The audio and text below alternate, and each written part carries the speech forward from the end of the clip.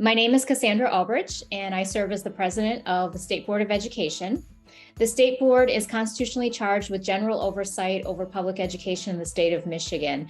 And we hire the state superintendent, and essentially we set policies that help govern how the vast majority of students in the state of Michigan are educated. There are 8 members of the board who were elected statewide, with 2 new members being elected every 2 years. And we serve 8-year terms.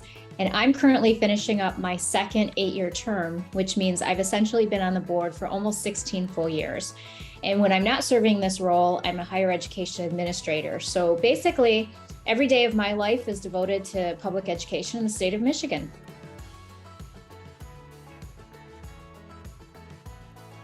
I don't want to oversimplify this, but in essence, I think the visibility part of this question means simply showing up. From my perspective, I'm always looking for opportunities in which I can be seen and I can be heard, but also I get to see what others are doing at the same time. But I think being an authentic leader means not just being visible, but also being present in the moment. It means taking a seat at the table and really lending your voice and your experiences to complex conversations and being willing to learn from others' perspectives as well. Basically recognizing that we all have something to give, but we all have much to learn as well at the same time. And I think that's really the cornerstone of how you begin to build strong relationships and inspire positive action to basically serve something greater than ourselves. I think the most authentic leaders are those who are truly mission driven, and it's something that you have to work at every single day.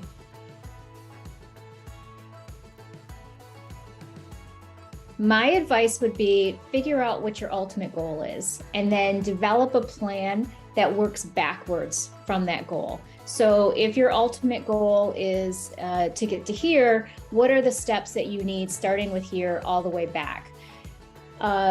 If your goal is to be president of the State Board of Education, start developing a strategic plan that will get you there. Who do you need to know? What skills do you need to hone? Where might you be lacking currently, but you have opportunities to learn? And who can help you identify some of those next steps? Basically, lay out a vision for what you want and then start working that plan.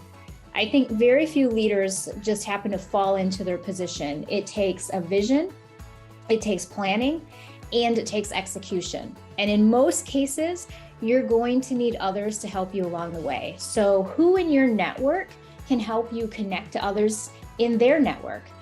Because the reality is none of us do this on our own. We all rely on our own personal champions and cheerleaders. And along the way, hopefully you'll get to be someone else's champion and cheerleader as well.